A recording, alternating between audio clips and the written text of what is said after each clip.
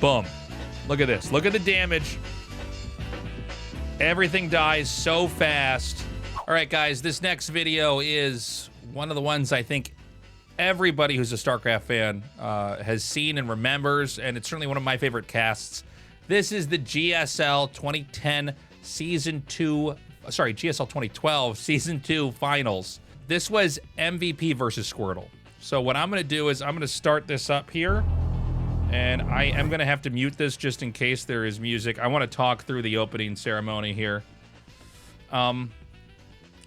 So this was, I believe this is actually not in the Samsung studio, but maybe I'm wrong. We're going to have to get a wider shot here for me to tell. Because it was a couple years after doing GSL that we moved to a bigger studio, but we were doing our finals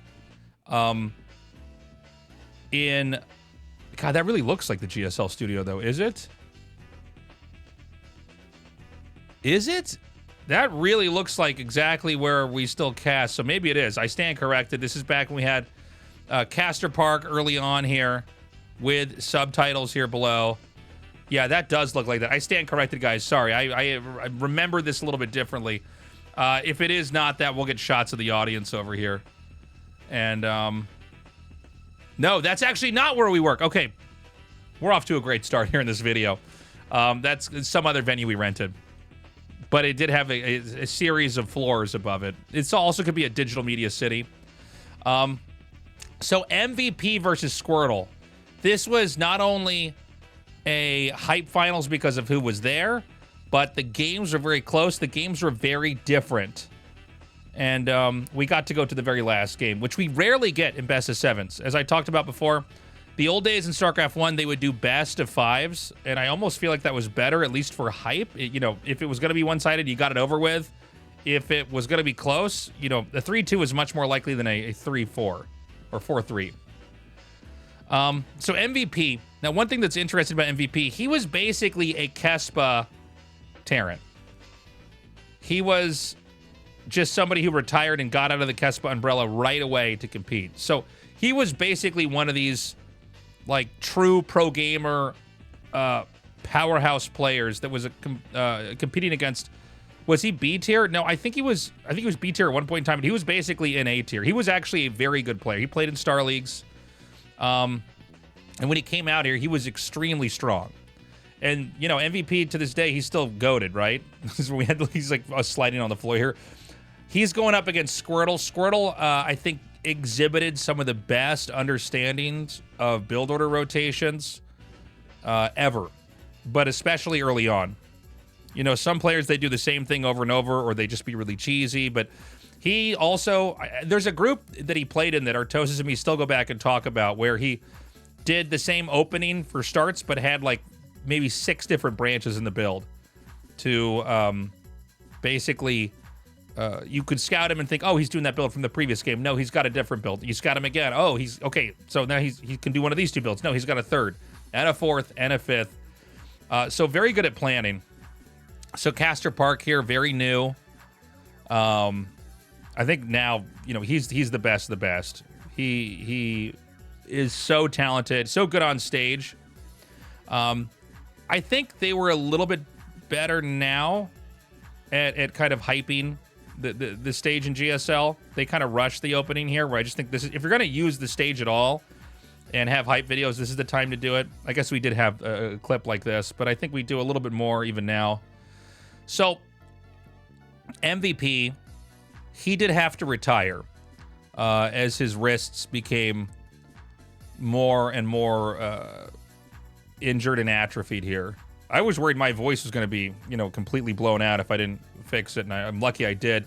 MVP had a RSI issues in his hands, but just kept playing through. I mean, this guy was winning like $20,000 over here, $20,000 over there. So, you know, it was a kind of a crazy time. I believe now he lives, I think, in kind of one of the mountainous areas outside of Seoul, runs a small coffee shop, and lives a pretty quiet life. Yeah, and here's Tasteless and Artosis. I remember us making them put our okay, well, you can't see, but our Twitter handles are below that. That's what we were desperately trying to blow up our Twitters. So, yeah, this was a very cool series. I'm going to go into the game here, and I'm going to go into the middle of game 5. So this was...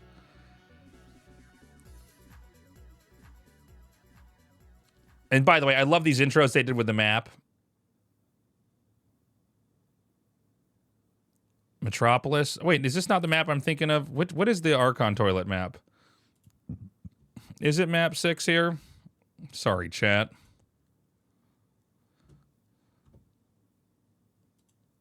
It's this one. It wasn't Metalopolis? Okay, I'm sorry. All these maps are... Okay, Metalopolis is correct. Sorry. One thing for me, man, map names never stick with me as well. StarCraft 1, StarCraft 2, I tend to kind of forget what the name of the map is. So I'm going to go a little bit further in here because this is a pretty drawn-out game. We'll go maybe just about up to the 20-minute marker. So on this map, you have these kind of marooned island locations at the top left and the bottom right. And, you know, again, island maps were still experimented quite a bit in the game.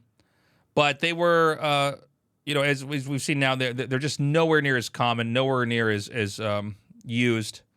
Not that this is a full-on island map, but just having, you know, lots of islands that you can expand to. Sorry, I should be a little bit more clear there. So eventually this game builds up to Terran going for a lot of battlecruisers. Now, remember that this is in Wings of Liberty. There have been a lot of adjustments, a lot of changes. We can see now the starports are laid out over here.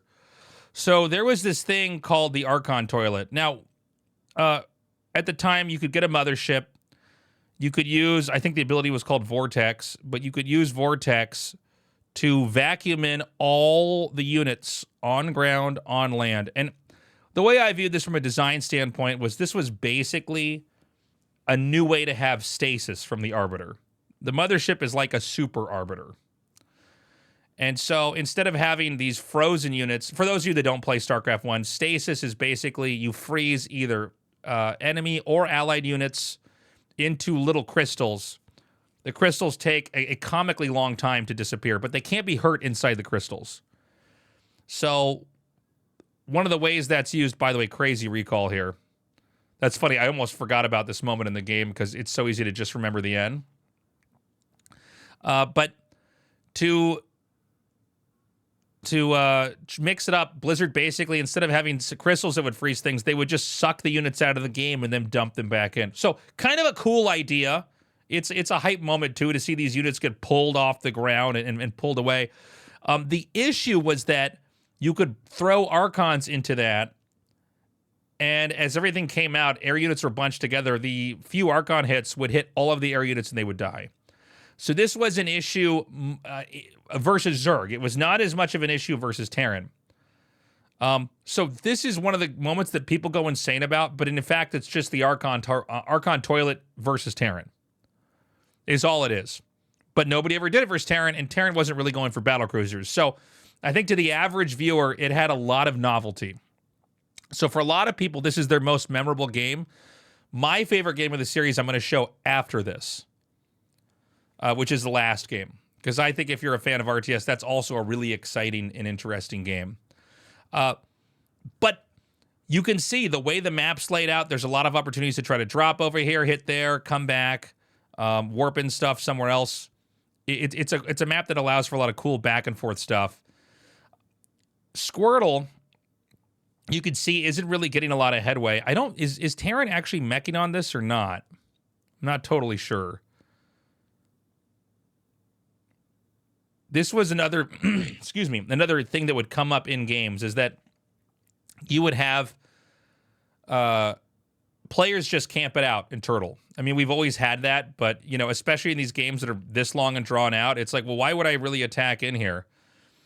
We have, in this moment, by the way, MVP is basically trying to free up supply for battlecruisers, so that's why we're seeing that attack there, but kind of these slower games. Just like in the late days, of StarCraft 2, like last year, we still see this today where it's like, okay, we're going to run out of resources on this map.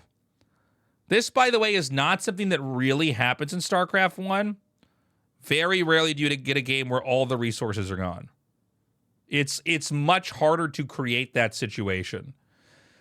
StarCraft 2, even back in the day, it was certainly an issue. So here we have MVP turtling on these battle cruisers. It is 3-1 right now. So MVP knows he just needs to win this game, and he can close this out. And one thing to note, we see in this game, we see it in the later games, or the more recent games, I should say, in StarCraft 2, there's kind of a problem with death balls in StarCraft 2. I'm not saying, get rid of them in StarCraft 2. I think keep the game the way it is, but you can kind of just get air units that bunch up. They're all sort of covered. When they got rid of the Archon toilet, there was years of Broodling and Fester just kind of being really, really strong and hard to deal with. Chat says there's a map called Metalopolis and a map called Metropolis. That's correct.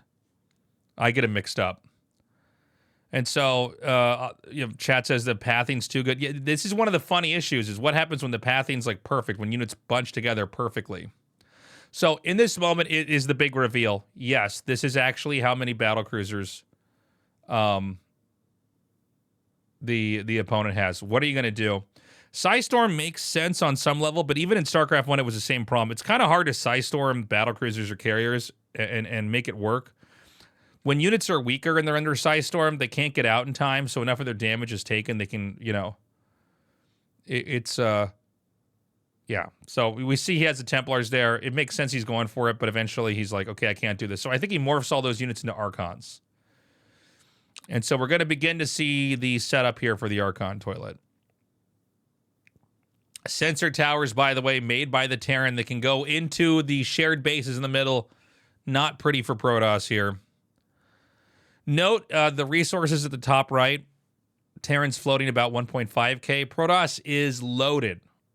8.5.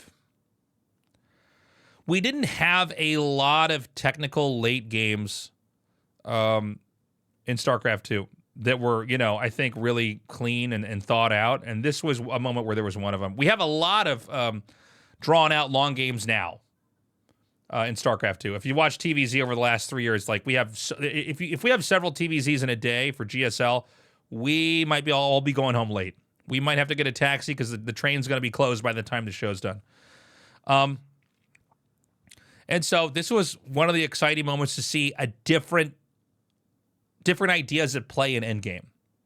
What are the actual units you want to make when you have this much banked up? Battlecruisers seemed pretty good.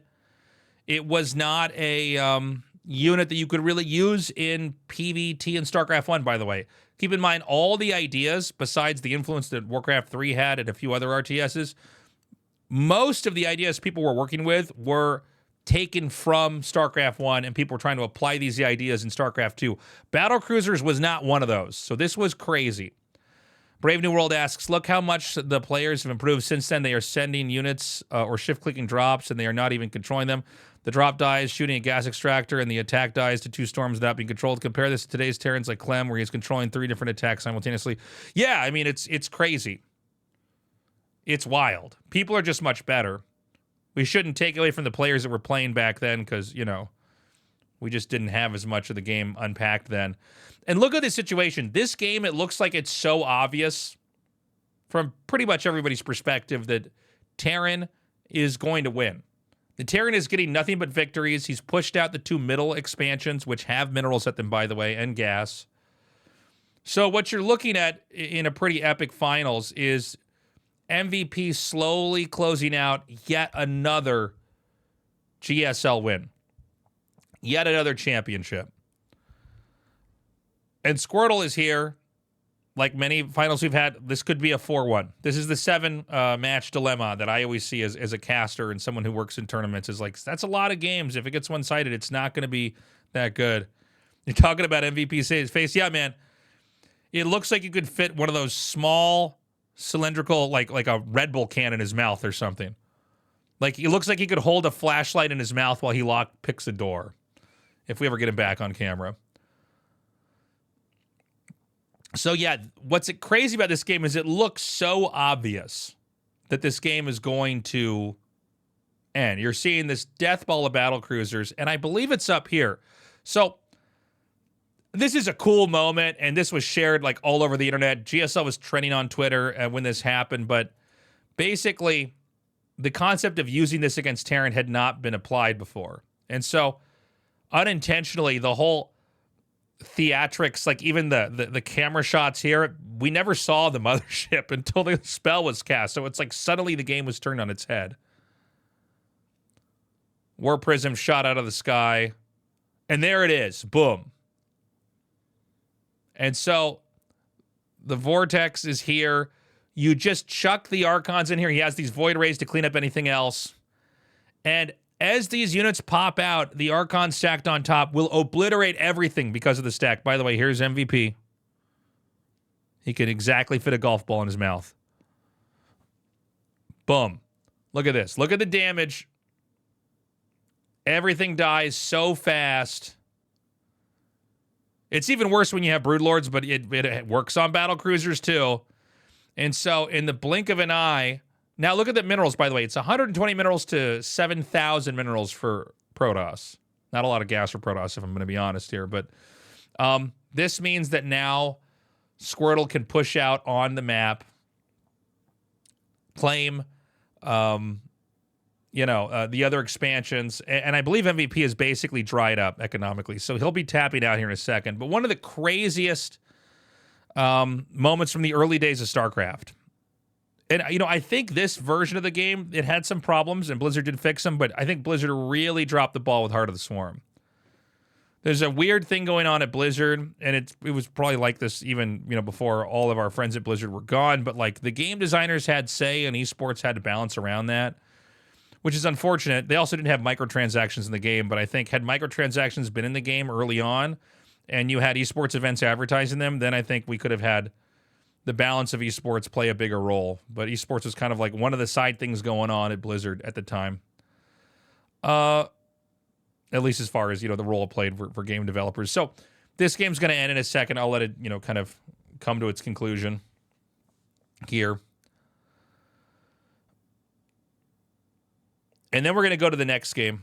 And I think I forgot to unmute this. Sorry, guys. This many Void Rays, he's going to charge up Tasteless and knock these out, I think. There's still quite a few, with the charge lots taking all the hits from the planetaries. Here comes the mothership once again. And just a couple left over. Yeah, I think there's just too many Void Rays. And it looks like that's going to be it. You see him scratching his head. I think he might punch out GG here. We're going to see. I bet you MVP's pretty surprised. There it is. So in that moment, he is defeated, and that means Squirtle has a real shot. So we're going to go to the final game. Set 7 here. Squirtle versus MVP. I'm going to turn the volume on.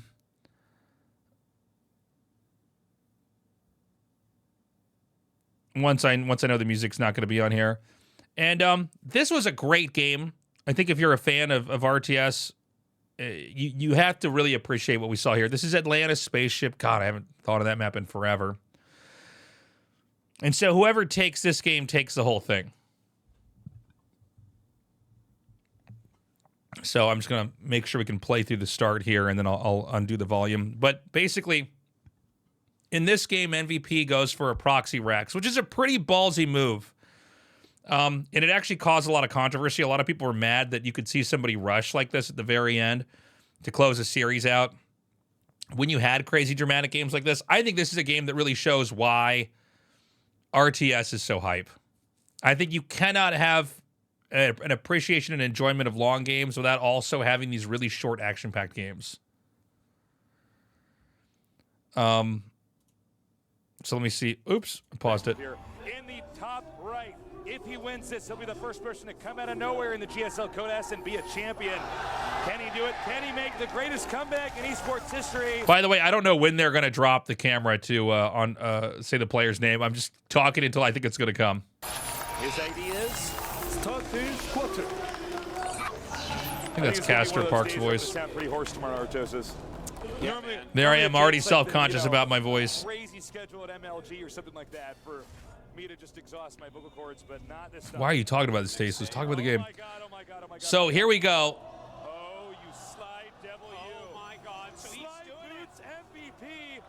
he is going to go for the proxy racks over here, just outside of this base. By the way, when you think about modern Terran players who are able to pull this off over and over again, Maru. So you see a little bit of the spirit of that even in the later years. Excuse me. With the great Terran players back then. But this was a crazy thing to do. Keep in mind, a lot of proxy racks, that was a thing you did against Zerg. Maybe you could do it against Terran. It was kind of a crazy thing to see this used. It's a bit unconventional. Why am I coughing so much? Now, Squirtle comes in here and scouts it. In the early days as well, it was never, people were still trying to figure out, okay, when should we actually scout? When makes sense? You didn't start with as many workers as you do now. Legacy of the Void, there were a lot more workers. And that's why you get an expansion up very quickly, which is why you don't have games that look like this. Although we do see, bunker rushes against Zerg and stuff like that. In this game, he takes the 4 Marines to add it into the 5th one that's in the base and just tries to bunker rush up the ramp. This is a crazy strategy. And I think Squirtle's handling of this is very good. He doesn't pull too many workers. This is one of those moments you actually just have to know how to handle this before it starts. So he sees that there are actually the right number of probes, 5. Remember that SCVs had been nerfed at this point in time. So they were, it was a fair fight, SCVs and probes. So if you just had the same number of probes, you could handle the rush. He sends 4 more to make it a total of 9.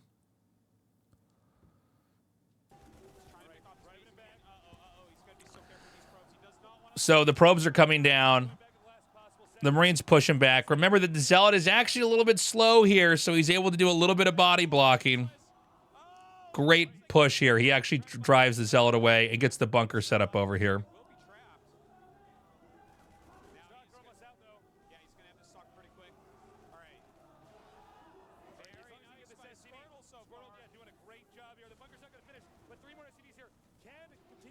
So he's going to try to get this bunker up. And remember, the Stalker has a pretty incredible amount of range. It's just a considerably better unit than the Marines in this moment. But Squirtle neglects it for a second. Now, look, you might have heard Artosa say it. Oh, my God, he did get the SCV. So now the bunker can't finish. If the bunker can finish, you can basically close this game out. It's literally at 300, I believe, 62 HP out of 400. Don't forget his opponent does have mules and SCVs still left at home. 2 SCVs coming up. Try and do the best micro he can. So the Stalkers can actually stay out of range. Oh my God! He can't lose that other Stalker. He has to run those probes away. He can't be losing probes. And in StarCraft 2, the prioritization will go to workers that are attacking me over units in the back. That was very different from StarCraft 1. Yo, thank you for the $50, Strat. I really appreciate it. Over on YouTube. Thank you for the support. In StarCraft 1, the probes were never prioritized. It was always the attacking units behind them. But here you have to, which means in this case, you have to tank probes in the fight in order to keep the Stalkers alive. Which he's willing to do to drive him back out of this position. And he gets control of the ramp. Now, this was something Danemy couldn't really unpack because there was so much going on. It was so hype. He still has the injured Stalker alive. Remember, for those of you that came from StarCraft 1, I know we do a lot of StarCraft 1 stuff on this stream. Don't forget, you need to have vision to hit up onto the high ground. But when you have vision to hit on the high ground, you don't miss. StarCraft 1, you could miss. Oh! It's so close. Just hull HP remaining and maybe the 1 or 2 shield points you're going to get. SCVs, keep in mind, there are not a lot of SCVs back in the main. We're not getting a shot of it, but you can't just set SCVs endlessly. Oh my God, this game is insane. Yes, it is. Now remember, he's going to try to get that Stalker in the back. He runs through the patch. MVP pulls these Marines away. There's still... Now, mules, this was another thing to remember. Mules are, like, very controversial at the time. Because mules just seemed... I mean, they seemed ridiculous even on day one. Now it's just kind of part of the game. I think people don't really... I don't think people think about it the way they used to, but It was like, my God, he can keep rushing this and throwing SCVs at the opponent, and he gets a unit that'll let him mine. Personally, I like crazy overpowered stuff like that in a game. I think that makes for interesting games. So, in this moment on paper, the game is won by Squirtle. This was a really good just RTS game in general. This Game 7 MVP Squirtle. Because MVP took a losing situation and basically managed to make a win. The mistake that Squirtle is making here is he's running down the ramp to try to fight this. And this is a reality in a lot of different RTS games if you deal with a proxy. You'll definitely see it in StarCraft 1. But MVP has created the illusion that there really just isn't much on the map to deal with. And what that allows MVP to do is to come in here and sandwich this. He pulls the SCVs. He's running away with the Marines. Artos is saying this is it, this is the end. And then here comes the sandwich. Now there's too many Marines. The Zealot is useless. There I say, did he just drop the ball?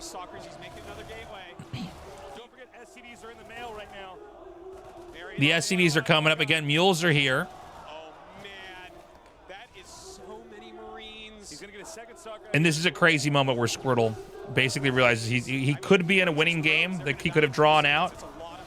Whenever you proxy, your infrastructure's in the middle of the map. Had he just not overextended here, he would be the champion. And, you know, the bunker's going to get thrown down here. The SCVs are overextended for sure here. But, you know, he pulls it back together. And there's just not enough HP here to allow for any kind of real sustain. He gets the Stalker right as it pops out. That may be the tipping point. MVP, he's gone all in this final 7th game, and it may pay off. Squirtle with very few probes left, losing that Stalker. Such a big deal. Oh my God, but he does still have those 2 stalkers out. And then does this finish? Yeah, he gets the bunker. So he finishes what he couldn't start. And then you could see now that the bunker's in range of the Nexus. So you can't target with a bunker in StarCraft, but you can, over time, just wipe out all the buildings if it's there for long enough. You know, Protoss doesn't have a repair. There's no shield battery here. So now everything's unpowered. The only real play, I guess there really isn't any play. He's going to try to run around. I guess if Protoss could have mined 400 minerals, you could make a Nexus somewhere else and the game could go on. But yeah, I mean, this is it. So this is just a crazy occurrence. And look, there's one probe that had killed off all the SCVs, but mules can keep coming down. So you don't even have to fight the probe. You just keep landing the mules. So, I mean, this is a really brilliant play here to close this out. Obviously, you know, the mule making it possible. But this is how you get interesting endgames like this. And, you know, nowadays we have a lot of RTS game developers kind of talking about how they want the game to be long. They don't want new, players to be able to be killed early on. I think you want games occasionally to be ended early, like this. This doesn't just happen in high-level games. It happens at low-level games, too. And when you have a range of different endings in StarCraft or in RTS, I think you make a lot of interesting games that people can enjoy. Sorry, I thought it was going to be GG here. But we see it's over. When the Nexus falls, that's it. It's mathematically impossible to recover. And you can see Squirtle takes his hand off the mouse here.